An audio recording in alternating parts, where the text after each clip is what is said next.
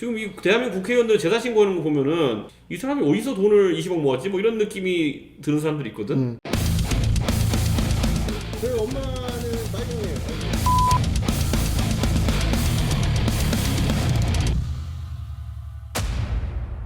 LH 직원들이 이제 문재인 정부의 3기 신도시 중 최대 규모인 광명 시흥 신도시 사업지역에 100억 원대의 토지를 투기성으로 매입했다는 의혹이 제기됐어요. 근데 거기다가 보상금 받으려고 나무를 또 심으셨고 또 뭐 지분 쪼개기를 해서 4명이 이렇게 하고 농협은 또 여기다가 돈 겁나 땡겨주고 뭐 이렇게 해서 지금 난리가 났어요. 내가 이 LH 건도 보면서 얼마나 황당했던 게 뭐냐면은 과거를 되짚어 보면은 2019년인가 그때 민주당의 신창현 의원이라는 아저씨가 있어. 그렇죠. 그 과천 의왕 의원이었는데 그 잘렸거든. 근데 왜 잘렸냐면은 과천 지역의 뭐 미니 신도시 개발 자료인가?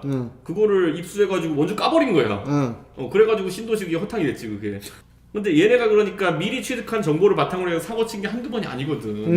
근데 그때 물론 변창흠 취임하기 전이지만은 네. 그런 자료들 다 까고 다니던 게 민주당이고 국회의원이 그 까는 행위가 아무 이상 없다고 생각할 정도로 자연스러웠던 거는 술 마시면서 다 얘기하고 이랬던 거라는 거 아닐까?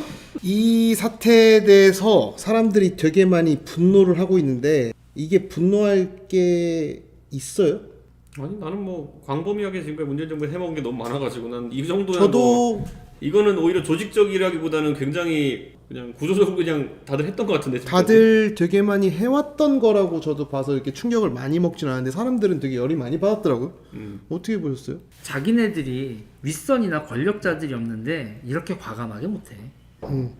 그러니까 직원들까지 이걸 하는 거니까 그러니까 근무 기간이 개판인 거야 나라가. 네. 리스크가 적어.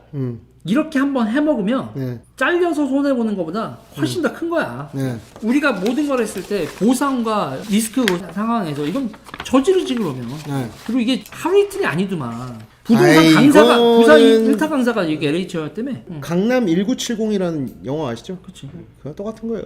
그 원래 오래전부터 있었던 거고 뭐 주식 슬쩍 전화하고 야 이거 오늘 사 뭐 이거랑 비슷한 거라고 저는 보는데 난 그럼 얘 이럴 거면 이순자 욕은 왜 한 거야? 근데 이거 보면서 이거 좀 특이하다라고 생각 안 하셨어요? 나 얘네들 제끼고 지네들이 하려고 하는 거 아닌가 싶기도 해. 누가? 그러니까 지금 직원들이 있잖아, LH 직원들이. LH 직원들 좀 혼 좀 내고 이런 거를 그 우리 형님들 있잖아, 사회적 기업하고 이런 형님들 이런 것까지 자기네들 내부 투쟁이다. 자기가 먹으려고 하는 거 같은 거야. 뭐 이상한 거 못 느꼈어요? 이상한 거 많아. 근데 뭐 이걸 이제 지역구 정치 하다 보면은 지역에서 이런 거 맹지 사가지고 돈 이런 사람 되게 많거든 보면은. 근데 이거를 지금 대대적으로 제보하고 뭐 어쩌고저쩌고 하면서 언론 플레이를 나선 집단이 어딘 줄 아세요? 정신력. 뭐지? 민변이. 아 이거 민변처럼 민변. 근데 민변이랑 참여연대랑 같이 이걸 지금 하고 있어요. 근데 참여연대는 안 나서고 있어요. 아세요? 그러니까 슬쩍 그냥 이름은 걸쳐놨는데 참여연대 선수들이 안 나오고 있어. 그럼 이제 민변이 이걸 주도했다는 건데 그 특징이 있어요. 이 사람들이 이제 제보를 받잖아요. 그럼 제보를 민변은 자기가 제보를 받았을 때 참여연대한테 이거를 공유해서 야 이거 좀 같이 해보자라고 보통 얘기를 하고 실제 조사나 이런 취재는 참여연대가 되게 많이 하는 이런 형태를 가지고 있대요. 근데 참여연대는 제보가 들어오면 민변 이딴 거 필요 없어 우리가 다 안다 이제 이렇게 가는 거예요. 그러니까 활동가가 있으니까. 네. 그렇다면 이거에 대한 기획은 민변이 했는데 민변이 이걸 왜 했을까? 민변이 지금 민정수석도 민변 출신이 됐죠. 우리나라 지금 대부분의 정책적인 모든 방향은 민변이 대부분 정하고 있어요. 근데 민변이 이걸 깠다? 뭐라고 보세요? 아니 이때까지 얘네들의 패턴이 문제가 있다고 지적을 하잖아. 그 다음에 문제가 있었던 사람들이 없어지고 나면 그거를 없애는 게 아니라 지들이 곱하기 몇 배를 해서 지들이 해먹어. 그것도 있을 수 있겠다. 얘들 계속 패턴이야. 그리고 내가 어디 특정 업체라고 하지 않지만 디벨로퍼들하고 얘들 민변하고 되게 친해. 민변이 디벨로퍼랑 연관되어 있는 거 뭐 그리고 내가 하나 둘 얘기하면 되게 황당한 우리가 되게 빨갱이로 알고 있는 사람 있잖아. 네. 디벨로퍼야. 그러니까 이렇게 생각해봐. 누군지 나중에 끝나 방금 이렇게 생각해봐. 아까 그 예전에 사법고시 시절에 자 300명 뽑고 이럴 때 어떤 학생이 공부를 잘했어. 그래서 확률의 반반으로 한 사람은 보수고 한 사람은 진보야. 근데 보수 성향의 사람들은 검사나 판사로 많이 갔다고. 진보 성향의 사람들은 변호사가 많이 됐어. 그 사람들은 구조적으로 그러면 명예보다는 돈 쪽으로 흐를 수밖에 없는 거야. 그럼 돈이 가장 많이 나오는 곳이 어디냐 했을 때는 개발을 껴야 돼. 개발 또는 뭐 조폭 관련 건 이런 것들 많이 껴야 된단 말이야. 그러다 보니까 내가 알고 있는 모 민변 변호사도 지금까지 사건 뭐였냐 그러면은 어디 내놓을 수 없는 사건들을 한 사람도 있어. 근데 그게 이런 거고 굳이 말하면 인권 이런 건도 많이 했을 거 아니야. 그쵸? 근데 인권 관련 건의 양면이라는 거는 생각보다 진짜 인권 침해를 당한 사람도 있을 수 있지만은 진짜 더러워서 안 맞는 건을 맡은 것도 있거든 보면은. 예를 들어 과거에 모 인권 변호사이신 뭐 분께서 페스카마오 살인 사건 이런 거 맡았잖아. 보면은 말도 안 되는 건을 그런 것들 같은 문재인? 거 난 얘기 안 했어. 고소는 당신이 당해. 어쨌든 나는 문재인 고소해도 상관없어. 어쨌든 그런 것처럼 이 사람들이 구조적으로 이런 건들을 더러운 건을 많이 맡을 수밖에 없었더라고. 저는 이걸 어떻게 봤냐면 이건 그냥 오늘 되게 유명하신 분이 카톡이 왔어요. 최 기자님 그래서 왜요? 했더니 이거 민변이 한 게 너무 이상하대 자기들. 그래서 제가 연락을 쭉 돌려봤더니 되게 재밌는 얘기를 해주신 분이 있어요. 이쪽에 약간 박식하신 분인데 야 내가 이거 봤을 때는 이걸 민변이 했잖아? 그러면 민변이 사실상 우리나라의 지금 국정 방향을 되게 많이 좌지우지하는 세력이에요. 근데 민변이 이걸 들고 나왔다고 하면 이거는 오히려 이 직원들 얘네들을 잡아 족치는 그림을 그려서 마치 적폐를 해결한 것처럼 보여주려고 하는 거다. 그 이유가 뭐겠냐? 더 위에 있는 놈들이 지금 걸린 거야. 어디선가 뭘 하다가 걸리니까 야 그러면 조금 우리가 맞더라도 살을 내주자. 뼈는 내주지 말자라고 해서 직원들부터 조지자라고 들어간 거예요. 근데 이거에 대해서 제가 곰곰이 오늘 이제 여기 오면서 생각을 했는데 맨 처음에 이 사태 터진 다음에 정세균이 뭐라고 했어요? 서울시랑 청와대 제외하고 다 조사하겠다라고 했다가 문재인이 딱 보고서 야 이거 안 되겠다 청와대까지 포함했는데 아직 서울시 얘기도 안 나왔어요. 이거를 정상적으로 조사를 하려면 어떻게 해야 되냐면요 사람이 중요한 게 아니거든요. 그 지역에 있는 등기부등본 쫙 뽑아서 거기에 있는 사람들 가족관계 증명서 딱 떼면 끝나요.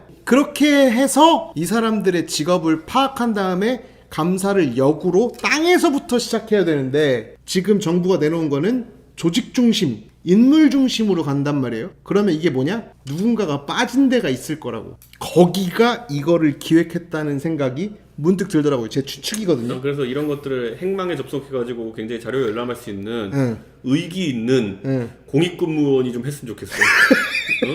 모든 건 나중에 우리 당이 커버 쳐줄 테니까 행망에 접속해가지고 가족관계는 국민의힘이 뭘 커버를 쳐줘. 아무것도 못 쳐주는데 행망에 접속할 수 있는 식물정당이 뭔 놈이 진짜 이렇게 커버를 싸낸 거는 국회의원이 하는 것보다도 공익근무원이 할 수가 있어. 그래서 저는 지금 그 청와대나 뭐 국무총리실에서 뭐 이거 우리가 하겠다 뭐 이거 하는 거 다 필요 없고 뭐 이런 얘기도 들고 한동훈 놀고 있는데 한동훈 갖다 박아놓고서 등기부등본이나 뒤지라고 해 하면은 3개월 안에 작품 나올 거다 이제 이렇게 나오는데 그렇지 공익근무원이 공익제보자가 돼야지. 공익제보자. 그러니까 저는 그렇게 생각하는 게 일단 토지 기준으로 토지를 기반으로 가야지 조직이나 뭐 인물 중심 있다는 거 필요 없다. 이거 누군가가 빠져나갈 구멍을 만들고 있는 거다라고 보는 거예요. 근데 오늘 제가 이거 뭐 누가 썼는지는 얘기를 말씀을 안 드릴게요. 민주당에서 이런 글을 쓴 사람이 있었어요. 되게 재밌었는데 요번에 수용된 그 땅 있잖아요. 그 땅만 조사하면 안 된다. 콤파스를 좀 넓게 싹 돌려서 한 번에 쓸어내야 된다. 왜냐면 그것보다 더 똑똑한 애들이 있대요. 뭐냐면 어디가 어떤 거가 들어오고 거기 입구가 어디고 어디가 교차로가 되고 어디에 학교가 들어오고 뭐 어디가 목 좋은 주유소 땅이 되고 어디가 식당 자리가 되는지를 아는 거죠. 그러니까 어떠한 신도시가 만들어졌을 때 가장 유동인구가 많이 모일 신도시 주변부를 산 놈들이 진짜 승리자일 수 있다라는 얘기를 하더라고요. 뭘 좀 아는 사람이야. 아는 사람이지. 몇 개 해본 사람 같은데. 근데 이거를 제가 민주당 사람이 글을 딱 쓴 걸 보면서 야 이거 너무 똑똑하잖아. 이거를 그래서 내가 해봐서 바로 연락을 했지. 그래서 이런 거 함부로 써도 돼? 내가 기사 써도 돼? 했더니 절대 안 된다고 이랬는데 주유소 좀 털어본 사람 같아. 네, 이런 것들이 바로 제가 이제 요번에 조사하면서 좀 더 깊숙이 들여다봐야 될 거 아닌가라는 생각을 해요. 특히 이제 서울시가 빠지는 거는 말도 안 돼요. 서울시의 가련동에 사시는 그분들 제가 잘 알고 있어요. 그분들도 이 장난질을 좀 쳤었는데 이거에서 서울시가 빠진다는 거는 말이 안 됩니다. LH 수사 뭐 어쩌고저쩌고 하는데 이게 과연 잘 될까 궁금한데 이제 감사원으로도 여기에서 뭐 낸다고 하는데 감사원에서 감사 이거 어떻게 할지 갑자기 궁금해져요. 과연 14명의 문제일까? 이거는 감사원 같이 그렇게 박력 없게 할 게 아니야. 이럴 때 우리 조국 장관처럼 해야 돼. 전부 다 핸드폰 제출해라. 왜 하는지 모르겠어 제출을. 근데 우선 제출해라. 약점 잡으려고 제출하라 그러고 그 다음에 이제 전부 다 부동산 거래기로 알아서 제출해라. 안 그러면 불이익 준다. 협박으로 했잖아 그때는 보면은. 그쵸? 왜 이렇게 뭐 공식적인 절차를 거치냐고. 전격적으로 점령군처럼 협박해야지.